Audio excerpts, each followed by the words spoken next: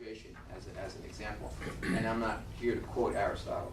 But in terms of what Freytag elaborated on, okay, he went on to give you a description of exactly what the beginning, middle, and end are, calling the beginning the exposition, the end the resolution, and then describe the middle as the midpoint of several things that are going on. The rising action, the climax, and then the falling action. Okay? So he's elaborating on it, and he's explaining to us what exactly Aristotle means by the beginning, the middle, and end. That first one gives you the very basic structure. All right? The first act of a movie or a story or a screenplay is going to be the exposition.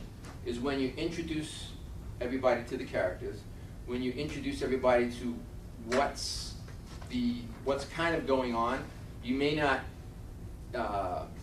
expose what's going on right off the top, right off the bat, but you may just kind of give a flavor for the scenery, you know, the type of thing that's going on. Whether we're talking about doctors in it was Korea. Doctors in Korea patching up people while the war is going on, or whether we're talking about somebody who does something really bad but winds up being accused of something even worse, and he can't get out of it, specifically killing his wife, which he didn't do, right? If you didn't see the movie, I'm sorry that I blew the end for you. But it sets things up, okay? He has a vision, and the vision says build a field, a baseball field, that kind of stuff, right? Here, Life is Beautiful, the impending war. Actually, the war in Life is Beautiful, I believe the war has already started. So it puts you in the war without you realizing that what's going to happen is this poor guy who's Italian is also Jewish, and he winds up having to go to a concentration camp. Okay? So in the exposition, we meet these characters. Okay? We meet Shorty and the mob guy who's interested in getting into movies. I didn't see this one. I'm sorry. Some Like It Hot, bunch of band members, right? And they wanna. I guess they wanted to go on a gig, but they had to be female. I'm not really sure. They were running from the mob. They were running from the mob, so they disguised themselves as women. Right. Okay. All female band. All right, an all-female band. All right. So, but to get to that point, they had to be guys who were involved in some kind of mob activities at the beginning. So they set you up for something that's going on. Okay. So that's the exposition. It's got to be though something that's going to hold your interest. Right? You've got to get to the point in the first 10 pages, and that's only part of the beginning. In the first 10 pages, where the person reading it or the person watching it on the screen kind of starts committing to you. Okay, this looks interesting. I won't go and get popcorn. Right? And I'm going to get more into the parts of it, but that's the beginning. The beginning is get me to the point where I've committed myself to this movie. Okay? Exposition.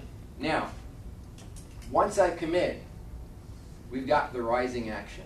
Okay? You've got me in my seat. Now what's going to happen?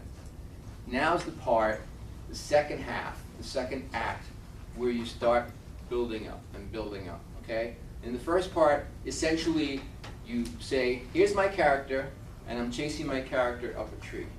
Okay? Second act, you start throwing stuff at him. And you throw more and more stuff at him. And he climbs higher and higher when you throw more and more stuff and you keep hitting it. And, you know, it's a very low-level analogy. But if you look at something like Matrix, for instance, okay, more and more goes on that puts these people in jeopardy who are basically lying there with these tubes and stuff attached to them. And anything that's done is done to keep basically civilization from dying.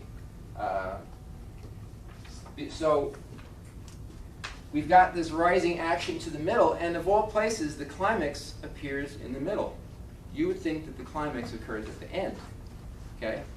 But that's not, well, that's not the way Freytag reads it, and that's not really the way it works, because the climax, from the standpoint of our experts, is really the point of confrontation, the point where, well, it's like the old crack point, where everything happens all of a sudden, and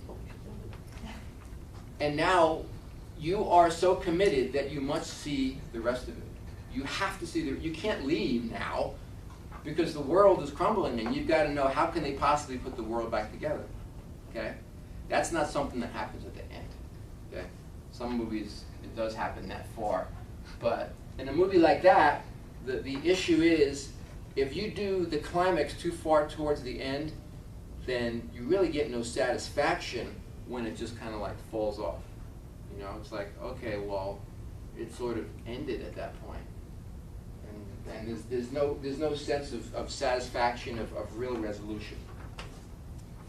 So, so we've got the climax, and then we've got the falling action, which is basically the confrontation occurring and occurring and occurring, okay? And at some point, either the good guy wins or the bad guy wins, right? I mean, that's what trilogies are all about. And the first one, the good guy wins, and the second one, the bad guy wins. The third one, the good guy wins, and then that's the end of it, and they start all over again, you know, 4 through 6. So that falling action is where you get to the point where one of them wins, okay? The guy finally either falls out of the tree or somehow saves himself, or they go away or whatever. And then the end is the resolution. And that's what ties everything together. So not a lot of action will occur at the very end in Act 3. One would think that that is when all the action occurs. In some movies, some scripts, the action does occur in Act 3. But by then it's really too late, okay? Act 3 is a very short act. And if you get all your action squeezed into Act 3, then you've already lost everybody. So people aren't interested at that point. And it's really just a matter of attention spans. Especially nowadays, attention spans are shorter and shorter. So you really have to grab attention sooner and sooner. In a short story, it's a little bit easier, because attention spans can get from the beginning to the end, all right?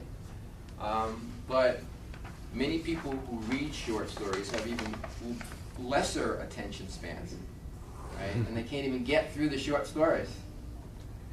That's unfortunate, but that's the case.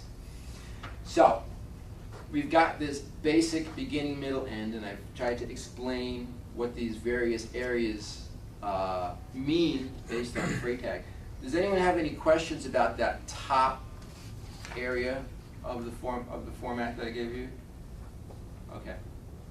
Now we get to Sid Fields.